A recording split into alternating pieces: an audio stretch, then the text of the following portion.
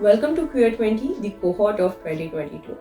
QueerTWENTY is egomonk's annual flagship program where we celebrate exceptional queer Indians succeeding in fields such as science, commerce, arts, sports, social justice, etc. Today we have a crucial guest with us, Sadam Hanjabam. Sadam is the CEO and founder of a Manipur-based queer non-profit called YAL. YAL is a youth network dedicated to working for the LGBTQIA+ community in the northeastern region. Sadam has used sports as a medium to increase queer visibility, and he has put together India's first all-trans football team. Now, without further ado, let's welcome Sadam. Sadam, thank you so much for joining us today. Can you tell me what is the story behind the nomenclature of your organization, YAL?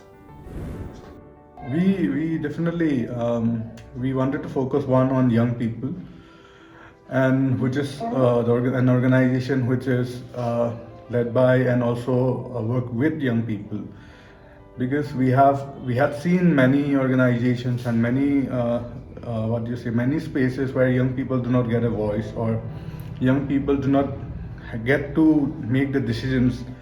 So definitely when we started working, we also saw that young people were not provided that space where they could grow and they could, start up as an organization.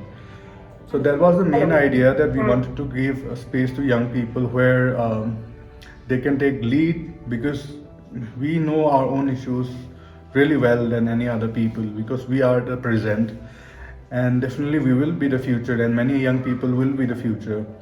So we focus on a peer support network, which is like a lot of people who are young and also have their own lived experiences from different backgrounds, like health conditions, people living with mental health, or even if we look at the sexuality component of LGBTI individuals, or many young people who have had conflict and crisis. So we formed this peer support network in a way that young people could take their own decisions based on the experiences they had faced, or they are facing, or they are going to face in future. So it's definitely led by and for young people, and we made it with young people from different diverse backgrounds. Educate, equip, and empower appear to be the path you have chosen towards creating an inclusive society. Can you give me a little insight on your vision? Like, you gave me an insight on like how the organization was formed. Where do you think you are headed? Um, One was we chose on that three words because one definitely was because we didn't have much of the information about ourselves, because I also had faced my a lot of issues, because I didn't have proper information about what I am or who I am and what's going around. So there was a lot of knowledge that was not there at present. Yes, we do have internet, but internet has their own share of wrong information and disinformation, a lot of misinformation also. So we just cannot learn from internet, but having to educate ourselves of the right information and right knowledge was necessary. That's why we really wanted to focus on education, educate ourselves from what's real and what's meaningful, and equipping ourselves with all those information so that we have those tools to move ahead, or we have those tools to face the challenges and make decisions. And definitely, when you have the right education and the right tools, you can definitely empower anyone. Empowerment doesn't always mean getting somebody a job or getting somebody, something, but it's always about learning about yourself, understanding yourself first. Then you only can move ahead when you are in a space where you feel so empowered, and you feel so educated, or you feel so equipped, you have that confidence. So that's why we choose educate, equip, and empower as our, I think that's such a strong message, Sadam, that education and empowerment doesn't always mean getting you something. It's more of like getting to know more about yourself. Thank you for that. That's really insightful. Um, as Northeast India's first registered youth-led LGBTQI organization, how do you think Northeast fares in terms of breaking heteronormative stereotypes? If I have to say, even when we say that we are the first registered, queer youth-led organization, there has been many collectives and many groups, informal groups, which have existed before us also and which still exist. But the only problem was that because we do not have that much of visibility or resources or that kind of support like the mainstream movements across the country, we didn't get much of the what do you say credit, or we didn't get much of the uh, support from anywhere. So I would not take credit of me or our organization as being the only, the first registered organization and leading the movement. But our organization has been a result of many, younger and other older collectives and organizations which have existed, and definitely they started the movement somewhere, and we came along the way, and because we wanted it to be more structured, that's why we registered it as an organization, and we dared to kind of challenge the non-inclusive, non-diverse movement that is happening in the mainland part of the country, because they didn't know much about us, because our cultures are different, our lifestyle are different, our race is different. A lot of things that we are very much different than the mainland part of culture and everything. So the movement that we are having in Northeast is a very unique and collective and very diverse movement in itself, and definitely it has taken a long time and it will take longer time because of the unavailability of resources, unavailability of support, and the kind of it's unique from everyone. So as when we say educate again, educate, equip, it's for our turn also to educate the other people who do not understand our culture, our language, our our lives. Until and unless they don't understand about our lives and culture, it will still be a different movement. So one thing for us is to mainstream the issues that we are having, because we are from the region and we know us the best.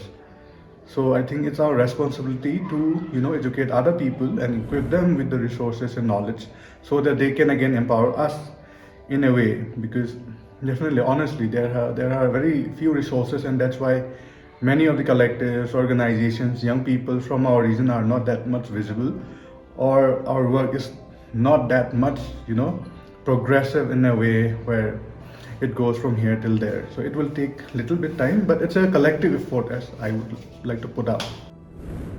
So much of your life has revolved around sports. Um, yeah, so I'm very curious, and I have curated a couple of questions around this area of your life. You have curated India's first trans football team. So could you tell me what led to the idea, and what were the victories you managed to achieve? What were the challenges you had to face? And where is it now? Yeah, so when we started the collective in 2017, we kind of wanted to do so many things, because we were hungry for so many things.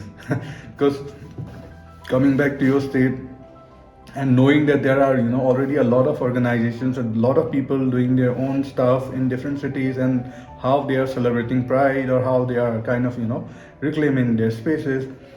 But when you come back to your home place, you find it so difficult that because it's a different world, where a lot of issues we have gone through a lot of issues due to militarization and conflict and so many other things, that finding trying to raise our issue for the identity, for queerness, or or our sexuality, seemed to be a very smaller issue when compared to the bigger issue of human rights crisis, which is happening across.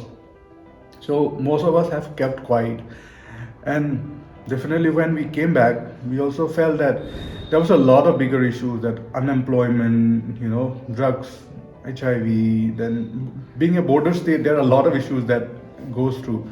So we always felt, should this issue be a big issue, or is this issue a very important issue? We started, doubting ourselves of our state's issue, whether our state's issue is the big one, or our individual issues are the more important one. So we chose the bigger one of how our state and how our region is going through. So when we started our own movement, it was small, and we wanted to integrate it into the larger states movement. But often issues on gender, sexuality, sex was something which is very stigmatized and discriminated in one spaces. So it took a long time for us to understand what people will think if we do this in between all this chaos. So, but one thing which I always, trusted was sports in our state. That even if we wanted to do something, it should be around sports. But I never knew that we could use sports for pride. But we thought, let's try. We are doing something productive. So we use that platform where people thought that sports is something neutral. Sports is something not harming the fabric of society. Because honestly, if you see, even though India decriminalized homosexuality, only the law has changed. People mindsets haven't changed. That's true. So we have to look into people's mind of what they are ready to accept and what will take a longer time for them to accept. And for us, when we introduced sports, people accepted it instantly, and definitely that was helpful. So I think from that 2018 we started this initiative called Queer Games, and in 2020 it led to the formation of the transgender football team in 2020, and we just didn't want it to be a football team who were playing professionally, but we wanted to be a team who can inspire many LGBTI individuals who really wanted to play at one point but never got a chance. But also to break the stereotype that queer people are now good in sports or physical activities. But the only thing which we really wanted to tell people was that you have not given us that opportunity, but we can perform and we can really do well if you give us that platform.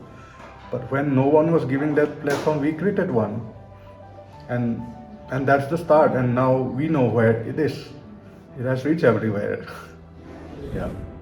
So Saddam, like literally every other area in which humans operate, sports is also no exception to toxic misogyny and deep-rooted homophobia. Have you? I think it's a wrong question. I'm sure you have come across it. So could you, if it's okay, could you tell us any of the instances? One is like how, like an example, and how do you deal with it, and how do you, like when you're mentoring other kids, how do you mentor them to how to deal with this? No, for us, like since childhood, why many queer people are not in sports is one. If you look around, queer people, even though they really have played during childhood, they have stopped playing. It's one is definitely because they never felt safe in playgrounds because they are bullied. It's like school. Even when all the kids are going to school and they are playing, kids are bullied on playgrounds and everywhere. So even if they really wanted to play, they could no longer play. They stopped playing. So it is common among many queer people, and it's not only about me. And also, even if they are queer, even if they are queer, and they were playing, they are champions. But somehow there's a lot of this thing that happens. Like for example, see what happened with Duty Chan, what happened with many people like Santi Sondarajan, who identified as intersex. They were champions, but the medals were taken out. They were disqualified, and a lot of things happen. A lot of shaming happens to them when they come out publicly. So that's why people don't want to go through that pain. And honestly, everyone has their own share of pain, and somehow it got transmitted to other people. So changing it, creating positive vibes, changing it. If we start changing from one person to another, when we have those, what I tell to my younger ones also them is to learn about it. Like we often don't acknowledge that people are discriminatory.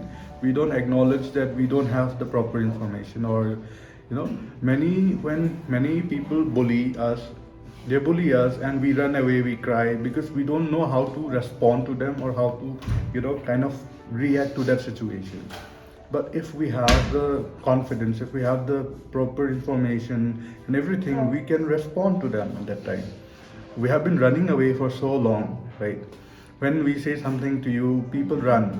It's like telling a woman, because the cases of rape has increased, so people are telling, why don't you learn martial arts to you know defend yourself, instead of why focusing on why is it happening.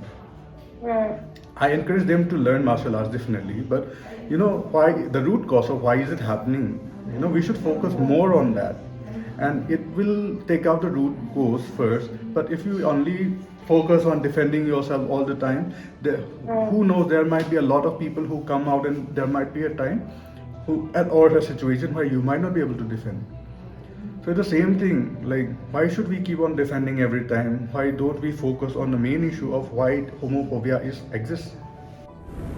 So I understand that the way, you make an important point that instead of like just defending yourself, we have to look at the root cause for the problem to not exist in the first place. But as you only said a couple of minutes back, that this is a long fight that viewers have to fight. This is a long fight. So while we are on that long journey, we know that we will face homophobia.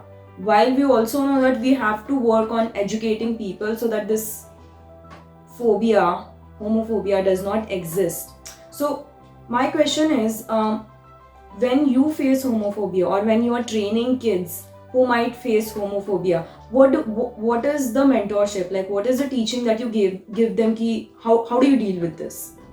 See, one, definitely, like, for example, for homophobia and why it existed in India was because of that law, that Section 377, which was around in 1891, 1890s, right?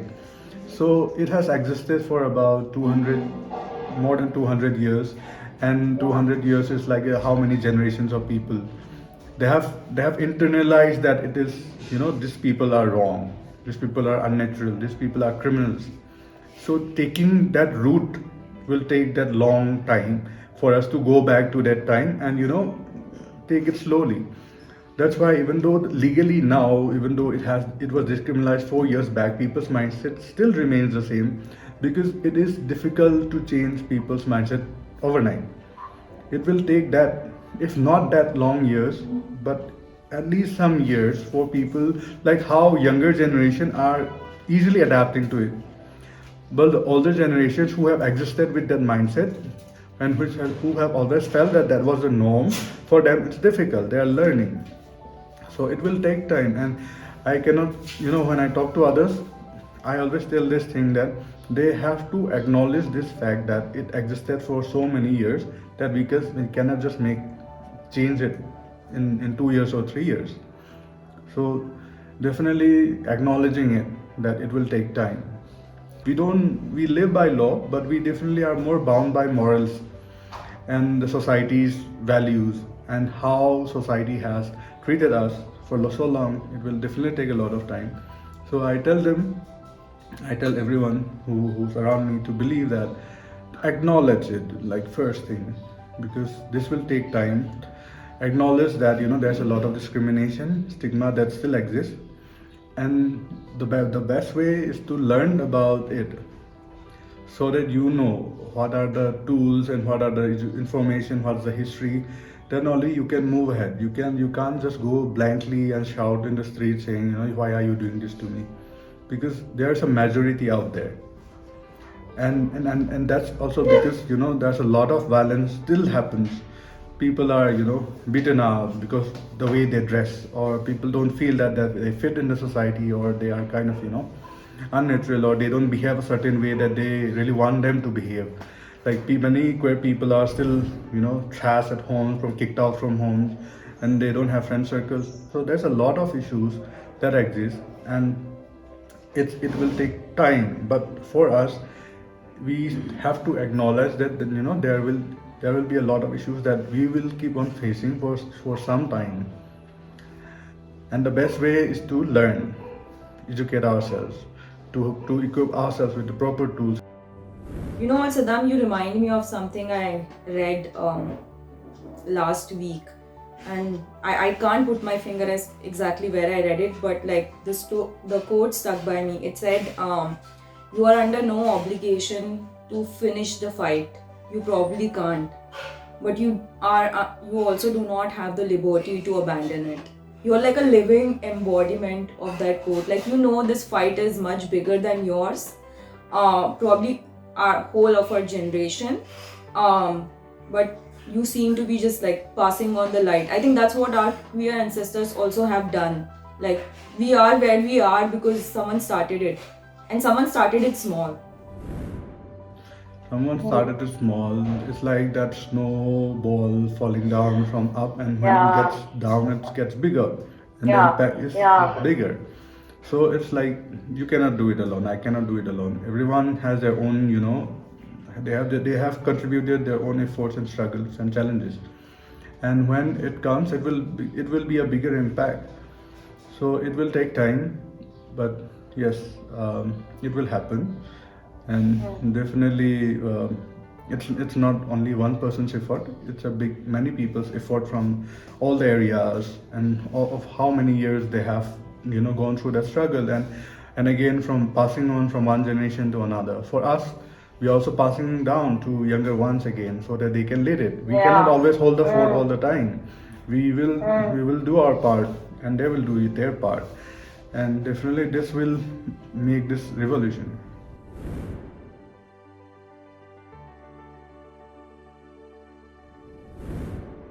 Within the LGBTQ plus community, who needs an outsized support? It's like everyone. Okay, who is your queer role model? Mm, I don't know. I don't know, but I can definitely tell about the person who moved, who took all this movement first. One is definitely Ashok Rao Kavi, and also I have a huge respect for Anjali Gopalan. I don't believe she is queer, but both of them, not one person, but both of them. Yeah, Ashok Rao Kavi and Anjali Gopalan. What's the best thing about being queer? That it's it's different uniqueness. Very unique. Who is your favorite queer character on screen?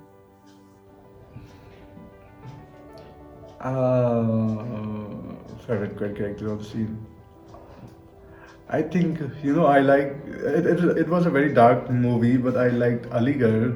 Manoj Bajpayee played Aligarh, the professor in Aligarh. Right? There was something which was very deep and very real. Yeah, it was heartbreaking. Yeah. What is one thing that scares you?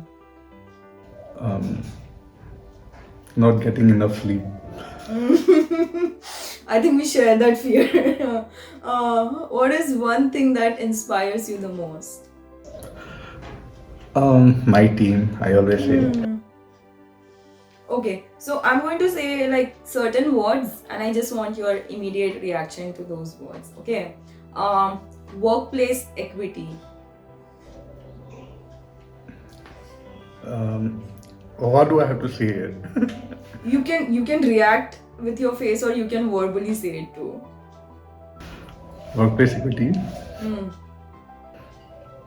Long. It will take long. Homophobia. Yeah, exists. Allyship. Need of the hour. Ambition. Very high. Politics. Should be there, but in the right way. India.